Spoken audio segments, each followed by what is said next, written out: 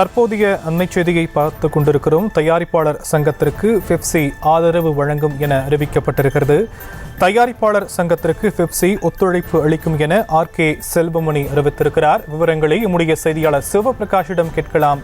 சிவபிரகாஷ், விரிவான விவரங்கள். வணக்கம் ஷியாம்.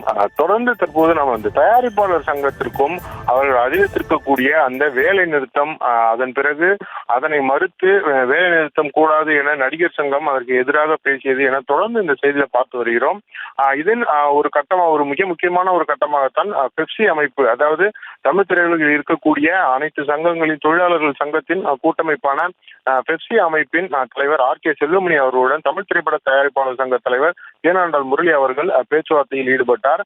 அவர்களிடையே நடைபெற்ற அந்த பேச்சுவார்த்தையில் பொறுத்தவரைக்கும் இந்த வேலை நிறுத்தத்தை தயாரிப்பாளர் சங்கம் அறிவித்திருப்பது ஏன், இதன் காரணமாக தயாரிப்பாளர் சங்கத்திற்கு என்னென்ன நன்மைகள் ஏற்படும், அது மட்டும் இல்லாமல் இதன் மூலம் பெப்சி அமைப்பு உள்ளிட்ட இந்த கூட்டமைப்புகளில் இருக்கக்கூடியவர்களுக்கும் என்ன மாதிரியான பலன்கள் இருக்கின்றன என்பது குறித்து அவர்கள் சார்பில் எடுத்து அவர்களுக்கு சொல்லப்பட்டிருக்கின்றது.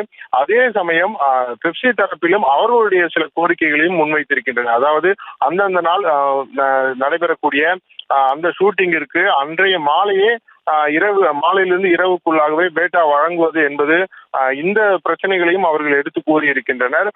அதன் பிறகு இந்த பேச்சுவார்த்தையின் இறுதியில் தயாரிப்பாளர் சங்கம் எடுக்கக்கூடிய முடிவுகளுக்கு பெப்சி ஒத்துழைப்பு அளிக்கும் என்று உறுதியளித்திருப்பதாக RK செல்வமணி அவர்கள் நியூஸ் தமிழுக்கு அளித்த பேட்டியில் தெரிவித்திருக்கிறார். அது மட்டும் இல்லாமல் மேலும் சில விஷயங்களை அவர் சொல்லியிருக்கிறார். முடிந்த அளவிற்கு இந்த நவம்பர் 1ஆம் தேதி அறிவிக்கப்பட்டிருக்கக்கூடிய அந்த வேலைநிறுத்த போராட்டம் வரையிலும் செல்லாமல் பேச்சுவார்த்தையின் மூலமே இந்த பிரச்சனைக்கு தீர்வு காண முயற்சி செய்ய வேண்டும் என்றும் பெப்சி சார்பில் கோரிக்கையானது விடுக்கப்பட்டிருக்கின்றது. ஆனால் அந்த கோரிக்கை என்பது தயாரிப்பாளர் சங்கம் அறிவிக்கக்கூடிய புதிய விதிமுறைகள், அதாவது புதிய சம்பள கணக்கு, எந்த கணக்கில் அவர்கள் சம்பளங்களை நிர்ணயிக்க போகிறார்கள் என்பதை பொறுத்துதான் அது பேச்சுவார்த்தையுடன் முடியுமா அல்லது வேலைநிறுத்தம் வரையிலும் செல்லுமா என்று கூறப்பட்டிருக்கிறது. அதன் பிறகு உங்களுடைய கோரிக்கைகளை சொல்லுங்கள், அதை பரிசீலித்து பேச்சுவார்த்தை நடத்தலாம் என்று குறிப்பிட்டு ஆகஸ்ட் 15ஆம் தேதியை குறிக்கப்பட்டிருக்கிறது. ஆகஸ்ட் 15ஆம் தேதிக்குள் தயாரிப்பாளர் சங்கத்தின் என்னென்ன விதிமுறைகளை அறிவிக்க போகிறார்கள் என்பது குறித்து தெரியப்படுத்தினால் அதில் என்னென்ன பிரச்சனைகள் இருக்கிறது அல்லது எதெல்லாம் ஏற்றுக்கொள்ளலாம்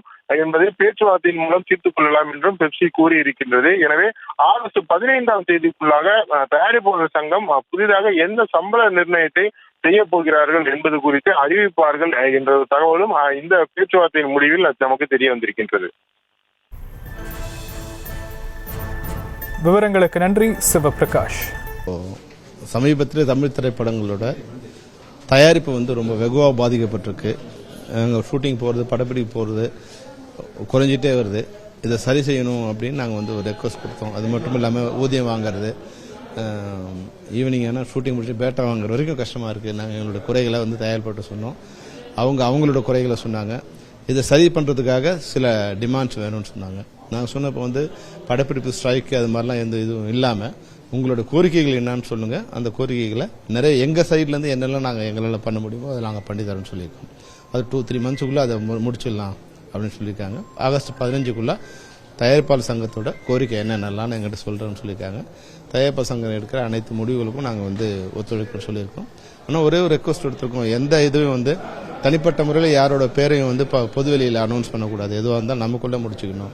எந்த ஒருத்தரோட பேரையும் பொதுவெளியில் ஒழுங்குணர்வு எடுக்கிறதா இருந்தாலும் அது நமக்குள்ளே முடிச்சுக்கணும். வெளியே அந்த இது பேப்பருக்கோ இல்லை இது கொடுக்கக்கூடாதுங்கிற ஒரு ரெக்வஸ்ட் மட்டும் வச்சிருக்கோம். அதை கன்சிடர் பண்ணுறேன்னு சொல்லியிருக்கேன்.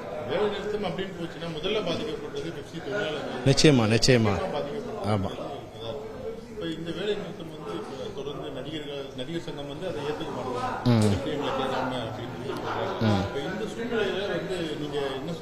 அதான் வேலை நிறுத்தம். எதனால வேலை நிறுத்தம்? எங்களோட கோரிக்கைகள் இதெல்லாம் இருக்கிறாங்க. உங்கள் கோரிக்கைகளை கொடுங்க, நிச்சயமாக நாங்கள் எங்கள் சார்பில் இருக்க எல்லாத்தையும் நாங்கள் நிறைவேற்றி கொடுக்குறோம். என் கோரிக்கை நிறைவேற்றப்பட்டால் அவங்களோட கோரிக்கை நிறைவேற்றப்பட்டால் வேலை நிறுத்தத்துக்கான இதுவாக இருக்காது நினைக்கிறேன். அவங்க 3 மாதம் டைம் கொடுத்துருக்கோம். அதுக்குள்ளே நிச்சயமாக வேலை நிறுத்தம் இல்லாமல் எல்லாமே சுமூகமாக நடைபெறும் நான் நினைக்கிறேன். நிச்சயமா நாங்கள் எல்லாம் ஒரே இது தானே. அவங்க இல்லாமல் நாங்கள் இல்லை, நாங்கள் இல்லாமல் அவங்க இல்லை. அதனால இது சின்ன சின்ன மன வேறுபாடு தான். நானும் அவங்ககிட்ட சொன்னேன், அவன் நடிகர் சங்கத்தையும் கூப்பிட்டு வச்சு பேசி இதை அனௌன்ஸ் பண்ணுங்க, எல்லாரும் சேர்ந்து இது வளைக்கும் போது ஒர்க் பண்ணும்போது நிச்சயமா நடக்கும். நமக்கு நாமே சண்டை போட்டுருக்குது, வேலை எல்லாம் போயிடும் அப்படின்னு சொன்னேன். நிச்சயமா நடிகர் சங்கத்தை கூப்பிட்டு பேசுறேன்னு சொல்லியிருக்காங்க. செய்திகளை உடனுக்குடனும் துல்லியமாகவும் தெரிந்து கொள்ள சப்ஸ்கிரைப் பண்ணுங்க.